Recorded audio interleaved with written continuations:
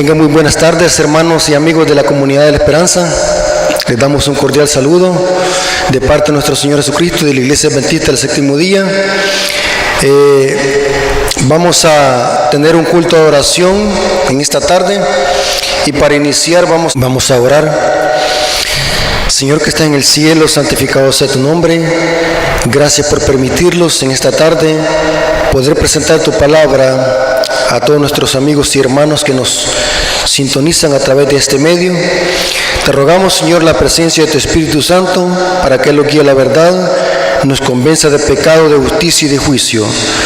Bendice, Señor, todo lo que se haga en este culto de oración, pues te lo suplicamos en el nombre de Jesús. Amén. Dios les bendiga, hermanos. En esta tarde queremos presentar un precioso tema de la palabra de Dios que tiene que ver con las señales del fin. Queremos hablar un poco acerca de un paralelo que encontramos en Mateo capítulo 24, versículo 36 al 39.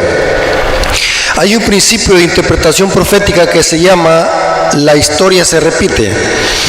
Vamos a notar de que este principio lo aplica Mateo capítulo 24 y hace un paralelo entre el diluvio y la venida de Jesús. Y noten algo muy interesante que dice Jesús. Mateo capítulo 24, versículo 36 al 39 dice: pero el día y la hora nadie sabe, ni aun los ángeles de los cielos, sino solo mi Padre. Mas como en los días de Noé, así será la venida del Hijo del Hombre. Porque como en los días antes del diluvio estaban comiendo, bebiendo, casándose y dándose en casamiento, hasta el día que Noé entró en el arca, y no entendieron hasta que vino el diluvio y se lo llevó a todo. Y noten cómo termina el versículo: así será la venida del Hijo del Hombre. Esto en teología se llama paralelo, es un paralelo. Jesús está diciendo, así como pasó en el diluvio, así pasará en mi venida o en la venida del Hijo del Hombre.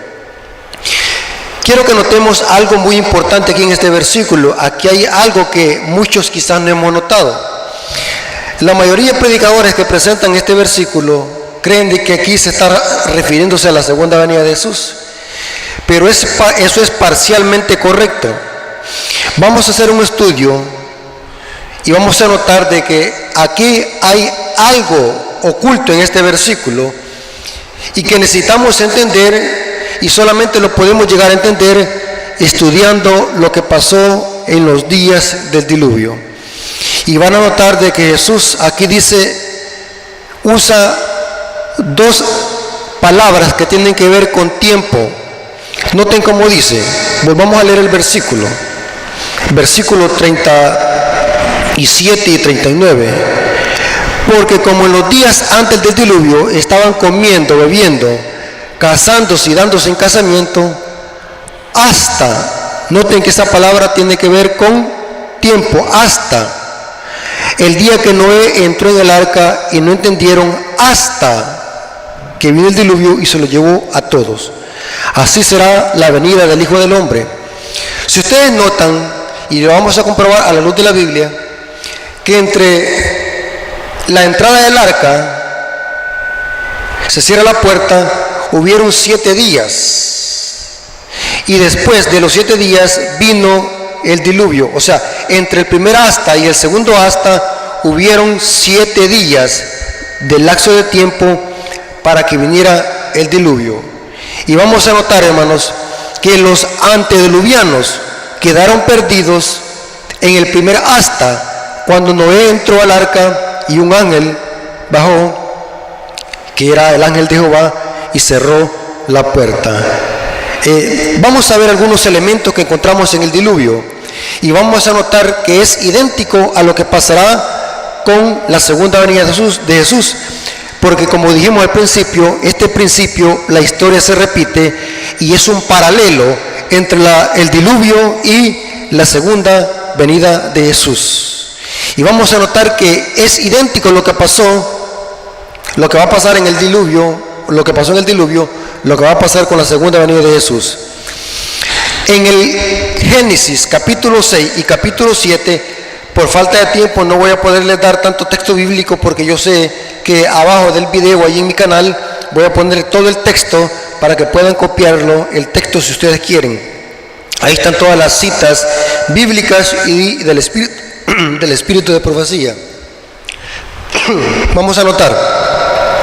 En Génesis capítulo 6 y capítulo 7, la Biblia dice que Dios le dio un mensaje a Noé. Y este mensaje era que iba a venir un diluvio. Este era un mensaje de advertencia. ¿Pero por qué razón? La Biblia dice que la tierra estaba corrompida y llena de violencia, una gran maldad. Y la Biblia dice que Dios le iba a dar a los antediluvianos 120 años de gracia para que ellos se arrepintieran de sus pecados y pudieran reconocer la justicia de Dios y así poder salvarse del diluvio que iba a venir. Dios había advertido por medio de Noé que iba a mandar un diluvio global para exterminar la maldad de la tierra, porque la Biblia dice que la tierra estaba corrompida. Génesis capítulo 7 versículo 4 dice: porque pasados aún 7 días yo haré llover sobre la tierra 40 días y 40 noches, y raeré sobre la faz de la tierra a todo ser viviente que hice. O sea, Dios iba a hacer un exterminio total, iba a venir un cataclismo sobre el planeta. La Biblia dice que la tierra estaba corrompida, llena de violencia, y era necesario que Dios hiciera justicia. Y lo interesante es, hermanos, de que de esta advertencia, la Biblia dice que solamente 8 personas se salvaron. Y los animales, porque la Biblia dice que los que hicieron caso al mensaje de Noé fueron los animales. La humanidad estaba tan embrutecida, tan corrompida, que sus sentidos se habían adormecido por el pecado y no había ningún dolor de conciencia por la maldad. Y la Biblia dice que solamente los animales hicieron caso y entraron al arca. Noten lo que dice 1 Pedro 3:20 hablando sobre eso. Los que en otro tiempo desobedecieron, cuando una vez esperaban la paciencia de Dios en los días de Noé, mientras se preparaba el arca, el cual pocas personas, es decir, 8 fueron salvas. Imagínense, hermanos, algunos expertos en teología han llegado a constatar de que en los días del diluvio la tierra estaba tan corrompida que había un aproximado de unos 100 millones de habitantes desde la creación hasta el diluvio, y las personas duraban casi hasta 1000 años, y todo su intelecto y todo el tiempo de vida que ellos tenían lo usaban solamente para hacer el mal. Y la Biblia dice que solamente 8 personas fueron salvas. En 2 de Pedro 2:5 dice: y si no perdonó el mundo antiguo, sino que guardó a Noé. Noten cómo dice: guardó a Noé, pregonero de justicia. O sea, Noé predicó un mensaje de advertencia que iba a venir un diluvio, y de este mensaje dependía la vida eterna o la salvación eterna o el destino eterno de cada persona, dependiendo cómo lo aceptaran. Y sigue diciendo pregonero de justicia, y dice con otras 7 personas trayendo el diluvio sobre el mundo de los impíos. Y dice Hebreos 11:7: por la fe Noé, cuando fue advertido por Dios acerca de cosas que aún no se veían, con temor preparó el arca en que su casa se salvase. Y por esa fe, noten, condenó al mundo y fue hecho heredero de justicia que viene por la fe. O sea, el mensaje que predicó Noé era un mensaje de condenación, dependiendo cómo se aceptara. Pero lo interesante es que la Biblia dice que Dios cerró la puerta del arca. Y según las palabras de Jesús en Mateo capítulo 24, los antediluvianos quedaron perdidos cuando la puerta del arca se cerró. y después de 7 días vino la destrucción o la ejecución de la sentencia. Y vamos a notar, hermano, que es lo mismo que pasará antes de la venida de Jesús. Hay una cita, quiero leerle una cita del Espíritu de Profecía en el libro Patriarcas y Profetas, página 74, donde Elena de White comenta sobre el diluvio, lo que pasó en el diluvio. Noten, Patriarcas y Profetas, página 74, párrafo 4. Si los antediluvianos hubieran creído la advertencia, o sea, era un mensaje de advertencia, noten, y si se hubieran arrepentido de sus obras impías, el Señor había desistido su ira, como lo hizo más tarde con Nínive. Pero por su obstinada resistencia a los reproches de la conciencia y la advertencia del profeta de Dios, aquella generación llenó la copa de iniquidad. O sea, llegó un límite de maldad y Dios iba a ejecutar su juicio. Y dice, inmaduro para la destrucción. O sea, la gente estaba preparada y lista para la destrucción porque rechazaron el mensaje de Noé.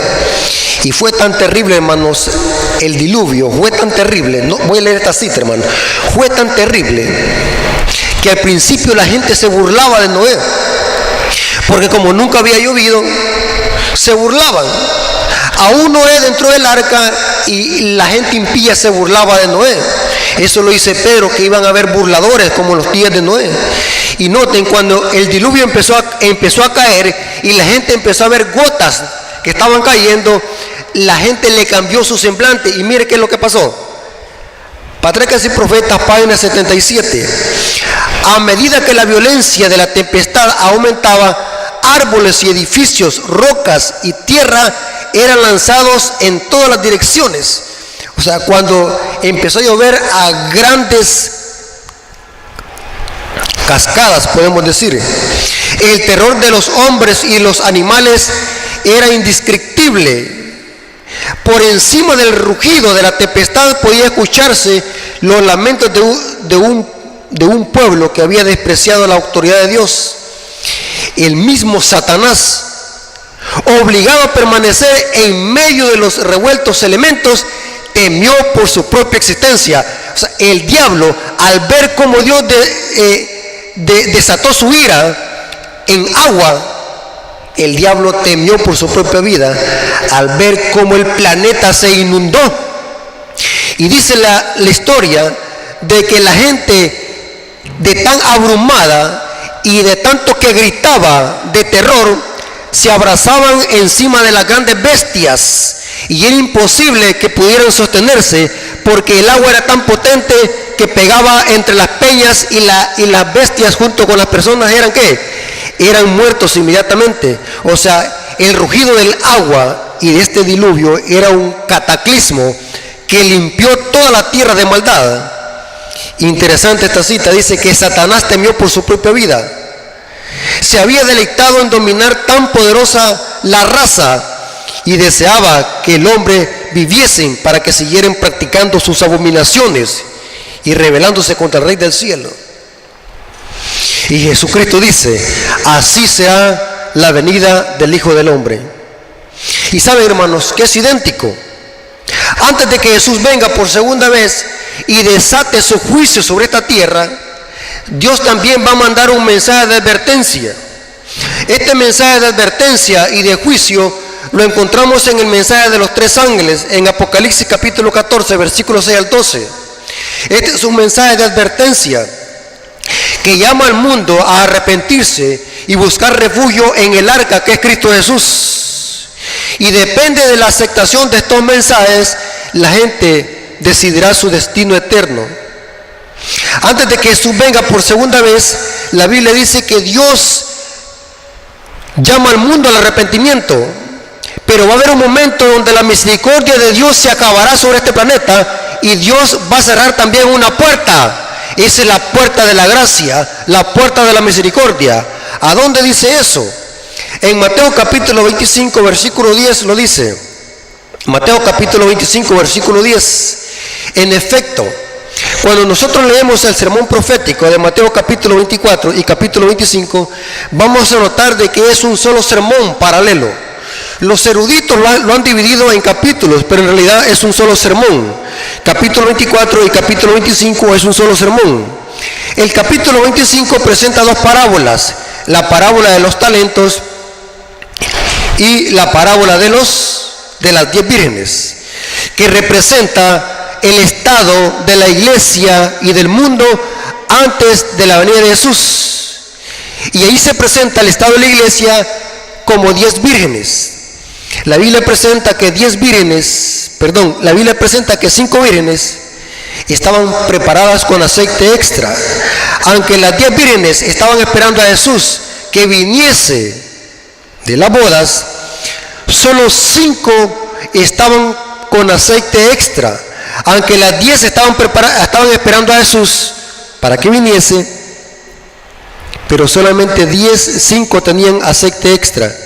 Y la Biblia dice de que cuando estas 5 insensatas fueron a buscar aceite extra porque se les había acabado, cuando ellas regresaban pasó algo. Noten lo que dice Mateo capítulo 25 versículo 10.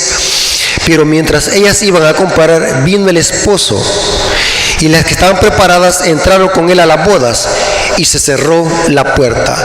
Antes de que Jesús venga por segunda vez, se va a cerrar una puerta sobre este mundo, una puerta de la misericordia, que es la puerta de la gracia. Esta misma puerta de la gracia está revelada también en Daniel capítulo 12 versículo 1 como el levantamiento de Miguel. Daniel capítulo 12:1 dice: en aquel tiempo se levantará Miguel, el gran príncipe, que está de parte de los hijos de tu pueblo, y será tiempo de angustia, cual nunca fue desde que hubo gente hasta entonces, pero en aquel tiempo será libertado tu pueblo, todos los que se hayan escritos en el libro de la vida. Ahora, notamos algo bien interesante. Cuando Jesús dice el día y la hora nadie sabe, en realidad no está hablando precisamente de su segunda venida. Si nosotros respetamos el paralelo tipológico del diluvio, el día que viene como ladrón en la medianoche es el día donde Jesús se levanta del santuario para cerrar la puerta de la misericordia. Ese día vendrá como ladrón a la medianoche, y a muchos los sorprenderá, incluyendo al pueblo de Dios que está dormido, que Apocalipsis 3 le llama los laodicenses. Eso significa venir como ladrón a la medianoche, el día que Jesús cierra la puerta de la misericordia sobre este mundo. Noten algunas citas, lo que dice 1 Tesalonicenses capítulo 5 versículo 1 y 2. Aquí el apóstol Pablo hace un paralelo, y noten cómo une el cierre la puerta de la gracia y la segunda venida de Jesús. Porque los que estén preparados para cuando la puerta de la gracia se cierre, estarán también preparados para recibir a Cristo con poder y gloria cuando venga por segunda vez. 1 Tesalonicenses capítulo 5 versículo 1 y 2 dice: pero acerca de los tiempos y de las ocasiones no tenéis necesidad, hermanos, de que yo os escriba, porque vosotros sabéis perfectamente, noten, que el día del Señor vendrá como ladrón que en la noche. ¿Cuál día? Cuando Jesús cierre la puerta de la misericordia sobre este mundo. Este evento también, que es el cierre de la puerta de la gracia, lo encontramos también en muchas partes del Apocalipsis. Por ejemplo, Apocalipsis 16:15 dice: he aquí yo vengo como ladrón. Bienaventurado el que vela y guarda sus ropas para que no ande desnudo y vean su vergüenza. Esta expresión, venir como ladrón, es la forma sorpresiva en que Jesús cerrará la puerta de la misericordia sobre este mundo. Ese día vendrá como ladrón a la medianoche. Noten lo que dicen algunas citas del Espíritu de Profecía. Conflicto de los siglos, página 545. Inadvertida como ladrón a la medianoche llegará la hora decisiva que fija el destino de cada uno, cuando será retirada definitivamente el ofrecimiento de la gracia dirigida a los culpables. ¿Qué es lo que viene como ladrón a la medianoche? El día que se cierre la puerta de la misericordia, Jesús vendrá como un ladrón. No tengo otra cita. Esto está en Testimonios para la Iglesia, tomo 2, página 191. Cuando Jesús cese de interceder por el hombre, las cosas de todos estarán decididas para siempre. Termina el tiempo de gracia. Las intercesiones de Cristo cesan en el cielo. Este tiempo llega finalmente, sobre todo de forma repentina, como ladrón a la medianoche. Noten que es lo mismo. Jesús cierra la puerta de la gracia. La gente piensa que todo está igual, no se preocupan, pero técnicamente para Dios quedaron perdidos. Caen las plagas después del cierre de la puerta de la gracia, que son los juicios de Dios, y después viene Jesús por segunda vez, después del derramamiento de las plagas. Porque según Apocalipsis capítulo 16, Jesús viene entre la sexta y séptima plaga. Porque vemos de que cuando Jesús viene por segunda vez, sucede un gran terremoto, y en efecto, ese es el terremoto que sucede en la séptima plaga. Otra cita, Eventos de los últimos días, página 195. Antes del diluvio, después que Noé hubo entrado en el arca, Dios le cerró en ella, dejando afuera a los impíos. Noten qué interesante. O sea, técnicamente los impíos, ¿cuándo quedaron perdidos? ¿Cuando empezó a llover o cuando se cerró la puerta? Cuando se cerró la puerta. ¿Y quién cerró la puerta? ¿La cerró qué? Dios. Y dice, se cerró la puerta, dejando a los impíos fuera. Pero por espacio de 7 días, el pueblo, no sabiendo que su suerte estaba decidida. O sea, ese día lo sorprendió a los impíos antediluvianos como ladrón en la medianoche. Y sigue diciendo, y se mofaron de las advertencias de juicio que lo amenazaba. Así, dice el Salvador, será la venida del Hijo del Hombre. Y cita Mateo capítulo 24, versículo 39. Inadvertida como ladrón a la medianoche, llegará la hora decisiva que se fía el destino de cada uno, cuando será retirada definitivamente el ofrecimiento de la gracia que sea dirigida a los culpables. ¿Qué significa venir como ladrón a la medianoche? El día que se cierre la puerta de la gracia. Y saben algo, hermanos, muchos creen de que allí se está refiriéndose a la segunda venida de Jesús. No, se refiere al día que Jesús cierre la puerta de la misericordia sobre este mundo. La gente ni se va a dar cuenta, como los días de Noé. Interesante. Ahora, si cuando Jesús venga por segunda vez, habrá un pueblo preparado y perfecto en carácter, la iglesia tiene que estarla antes de este acontecimiento, que es el cierre de la puerta de la gracia. Porque noten lo que dice Apocalipsis capítulo 22, versículo 11. Esto es antes de que Jesús venga por segunda vez. Y estas palabras se mencionan con la relación del cierre de la puerta de la gracia. Apocalipsis capítulo 22, versículo 11 dice, el que es justo siga injusto todavía, el que es inmundo sea inmundo todavía, el que es justo practique la justicia todavía, y el que es santo santifíquese todavía, porque después de que se cierre la puerta de la gracia sobre este mundo, ya no habrá oportunidad de salvación. Cada quien habrá decidido su destino eterno. Entonces, ¿qué debemos de hacer nosotros? Nosotros y cada persona debemos de vivir cada día como que si fuera nuestro último día. Nadie lo garantiza que estaremos vivos mañana. Noten lo que dice Romanos capítulo 13, versículos 12 y 13. La noche está avanzada, se acerca el día. Desechemos pues las obras de las tinieblas y vistámonos las armas de la luz. Noten, viene un momento donde nadie va a poder hacer nada, se terminó.